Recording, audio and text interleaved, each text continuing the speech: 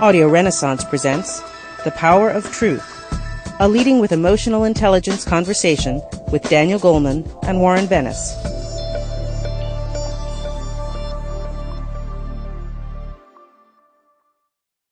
This is Daniel Goleman. I'm here in Cambridge with my good friend Warren Bennis. Warren is a distinguished professor of management at the University of Southern California, and he's chairman of the advisory board at the Center for Public Leadership at Harvard's Kennedy School for Government. We're here to reflect on the question, is transparency inevitable? Organizations routinely suppress the flow of information, especially uncomfortable truths, but that can lead to disaster. How are truths suppressed? And what can organizations and leaders do to achieve a healthy openness? That's what we're going to explore. An organization's intelligence can be thought of as the capacity to compete, to solve problems, to innovate, to meet challenges, and to achieve its goals. But the ability to do that varies to the degree that information flows well in the organization. This is especially true for crucial but hard-to-take facts. This is the information that leaders find unpleasant and subordinates play down or disguise. Openness, often written into mission statements, is very often not the same as the truth of the matter, what goes on day to day. Do followers feel free to speak the truth openly to leaders? That's one of the key questions. Warren, why do you think that transparency is inevitable today? Mainly, Dan, for a lot of technological advances, mainly because I think people need truth to operate effectively and efficiently, namely because the more transparent the organization, the less opaque it is, the less shadowy it is.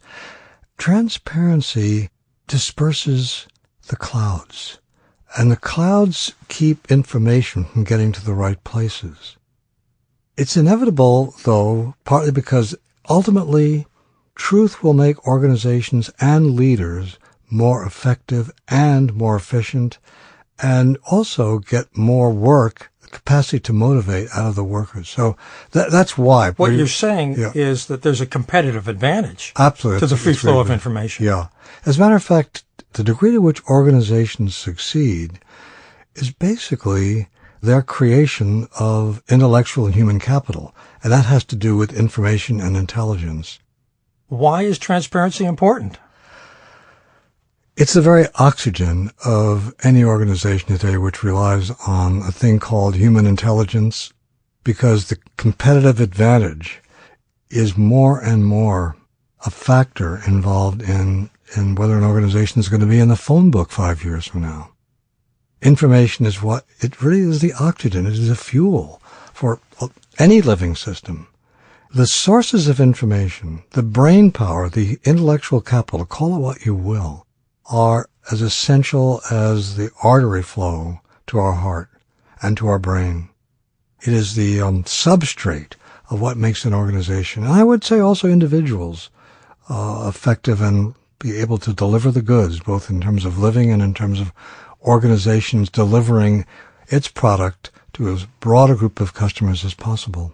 Well, if that's the case, if the free flow of information or the right information to the right person at the right time for the right reason counts so much in the effectiveness of an organization, why doesn't that happen all the time? What are the things that get in the way? I have my theory on some obstacles to transparency, and let me run some ideas by you.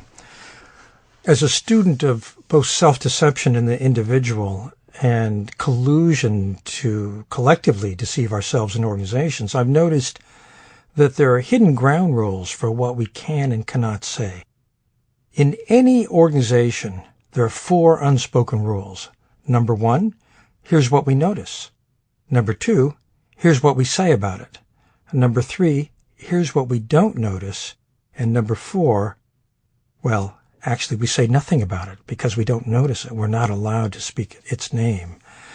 And Henrik Ibsen, of course, called this the vital lie, the operative fiction that hides a painful truth. I remember talking to the head of HR at a Sample complete. Ready to continue?